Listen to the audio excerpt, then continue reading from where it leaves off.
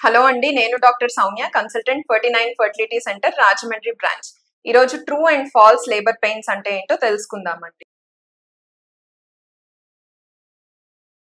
First, true labour pain. Pregnancy ఉండేటప్పుడు నొప్పులు కనుక వచ్చినట్లయితే అది నిజంగా డెలివరీ పెయిన్సా లేకపోతే అది నార్మలా అనేది మనం ఇప్పుడు తెలుసుకుందాం. ఫస్ట్, ఒకవేళ పెయిన్స్ వస్తున్నాయి, ఫ్రీక్వెన్సీ అనేది పెరుగుతుంది అంటే 5 నిమిషాల కన్నా ఎక్కువ ఫ్రీక్వెంట్ గా ఒక గ్యాప్ లేకుండా వస్తూ ఉన్న నొప్పి అనేది ఎక్కువ ఇంక్రీజ్ స్ట్రాంగర్ అవుతున్నా గనుక పెయిన్ లేదు అంటే ఇప్పుడు ఒక 30 సెకండ్స్ పెయిన్ వచ్చింది, ఒక 5 మినిట్స్ తర్వాత ఆ పెయిన్ కనుక 60 సెకండ్స్ అలా ఇంక్రీజ్ అవుతుంది అంటే డ్యూరేషన్, ఆంప్లిట్యూడ్, ఫ్రీక్వెన్సీ ఇలా మనం టర్మినాలజీ యూజ్ చేస్తామండి. అలా కంటిన్యూస్ గా పెరుగుతూ ఉంటే పెయిన్స్, రెస్ట్ తీసుకున్నా తగ్గట్లేదు అన్నా, లేదంటే గర్భసంచి ద్వారం మార్పులు ఎలా మనకి తెలుస్తుంది?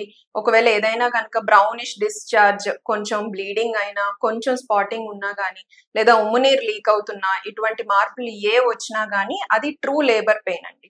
దెన్ ఫాల్స్ లేబర్ పెయిన్స్ అంటే ఏంటి? పెయిన్స్ వస్తాయి కానీ అది అప్పుడు కొద్దిగా సేపే ఉంటాయి. మళ్ళీ రెస్ట్ అలా ఏమైనా తీసుకుంటే పెయిన్ అనేది తగ్గిపోతుంది.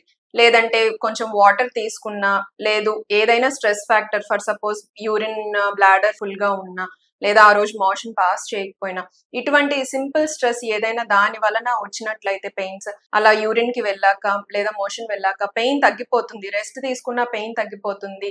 లేదా ఏమీను ద్వారం మార్పులు లేకపోవడం అంటే ఏంటి, బ్లీడింగ్ లేదు, డిశ్చార్జ్ లేదు, అటువంటివి ఏమీ లేకపోతే దాన్ని ఫాల్స్ లేబర్ పెయిన్ అంటాం. ఎప్పుడు ఉంటుంది ఫాల్స్ లేబర్ పెయిన్ అంటే సెకండ్ ట్రైమిస్టర్ లాస్ట్ స్టేజ్ నుంచి థర్డ్ ట్రైమిస్టర్ ఈ పీరియడ్ లో ఎప్పుడైనా కానీ పెయిన్స్ లిమిటెడ్ గా వచ్చి మళ్ళీ తగ్గిపోతూ ఉండొచ్చు.